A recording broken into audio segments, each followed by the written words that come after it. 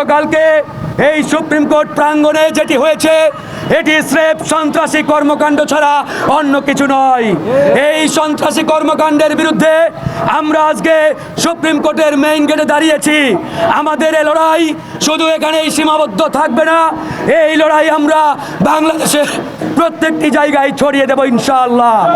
আমরা বলতে চাই, কোনো ষড়যন্ত্রকারী, কোনো সন্ত্রাসীদের রক্তচক্ষুকে আমরা আর বরদাস্ত করব না। আমাদের এই ট্রাইব্যুনাল ছাত্র জনতার রক্তের উপরে দাঁড়িয়ে এই ট্রাইব্যুনাল পুনর্গঠন করা হয়েছে। এই ট্রাইব্যুনালে সর্বপ্রথম খুনি হাসিনার বিচার হবে। এই খুনি হাসিনার বিচারকে বাধাগ্রস্ত করার জন্য ডাকসুর সাবেক বিতর্কিত ভিপি নুরুল হক নূর যে সন্ত্রাসী কর্মকাণ্ড গতকালকে এই হাইকোর্ট প্রাঙ্গণে করেছেন, এই সন্ত্রাসী কর্মকাণ্ডের প্রকাশ্যে ক্ষমা না চাওয়া পর্যন্ত এর বিচার কোনোভাবেই আমরা থামাবো না কিংবা বন্ধ রাখবো না। আমরা ইতিমধ্যে আলোচনা শুরু করেছি।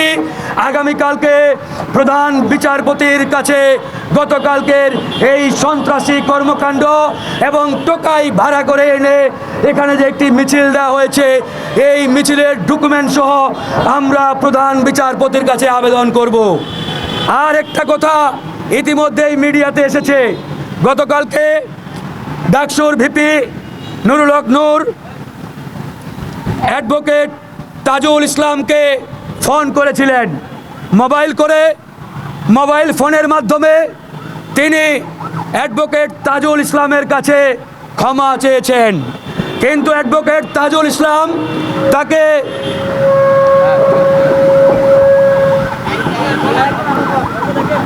ক্ষমা করেন নাই। কারণ এটি অ্যাডভোকেট তাজুল ইসলামের মধ্যেই সীমাবদ্ধ কোনো বিষয় নয়। অ্যাডভোকেট তাজুল ইসলাম একাধারে একটি ব্যক্তি, আর একদিক দিয়ে তিনি একটি প্রতিষ্ঠান। তিনি যেদিনেই এই ট্রাইব্যুনালের চিফ প্রসিকিউটর হিসাবে নিয়োগ পেয়েছেন, সেদিন থেকেই তিনি তার ব্যক্তি সত্তার বাইরে একটি প্রতিষ্ঠানে পরিণত হয়েছেন।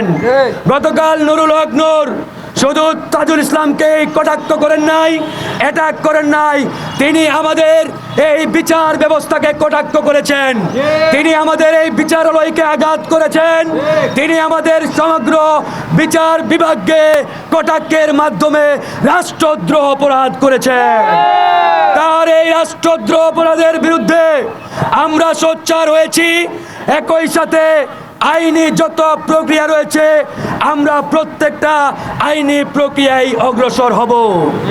আপনারা ইতিমধ্যেই অবগত, এই বিচার বিভাগকে আঘাত করার মাধ্যমে তিনি যে রাষ্ট্রীয় এবং দেশদ্রোহী এবং রাষ্ট্রদ্রোহ অপরাধ করেছেন, এই অপরাধের সর্বোচ্চ শাস্তি ফাঁসি ছাড়া অন্য কিছু এদেশের ছাত্র জনতা আশা করে না।